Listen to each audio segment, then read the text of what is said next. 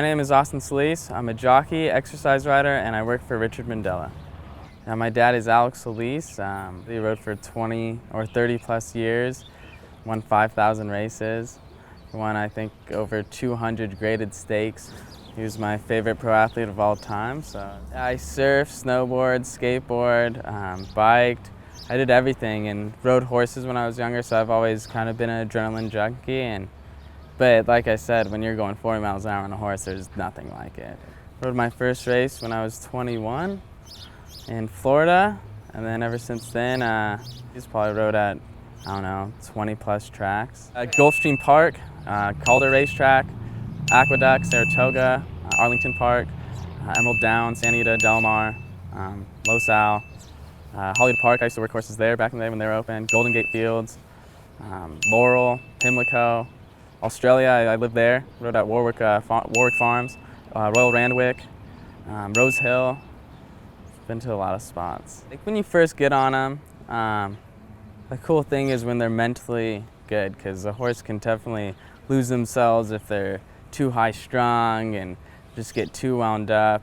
You really find out where a horse is at when they go about 5/8. That's when you really know when the horse is going to be pretty good. But before that, there's some sparks that you can see, and you just hope that they progress and get better and better. And working for a barn like Richard Mandella, he takes his time and he puts them through situations that are going to happen later on, and it helps them become a better horse. There's some horses that are sprinters that you just break them off at the pole and they'll just drag you the whole way and just keep on going, and that's a pretty cool feeling, because you just the energy that they have is pretty amazing. And there's just horses that are like driving a nice car, or driving a car like you can just touch your fingers with the reins and they'll slow down, go fast, and that's probably the best one. I've breezed thousands of different horses. When a horse gets tough at all, I try not to just move my hands and try to play with them. I usually will just kind of get one hold and just stay there, because once they might fight a little bit, but once they feel that feeling, they'll relax. You know, when you start moving around, they'll just get a lot tougher.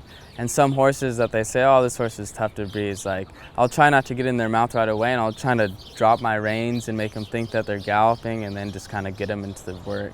Tizamagician is he's awesome. He's pretty cool. He's a big horse. He's pretty quick. He's one that I'm excited to see him go longer on the dirt, because the farther he goes, the better he is.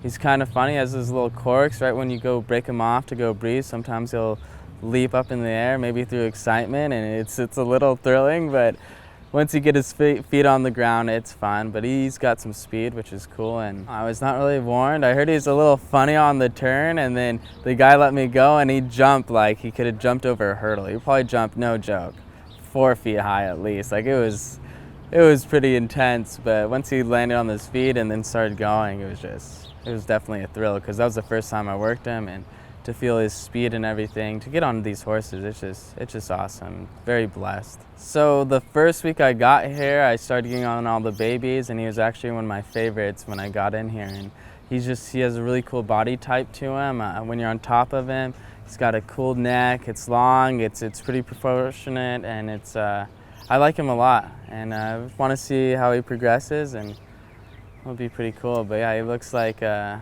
man among men, you know, so that's pretty cool. I'm horse racing.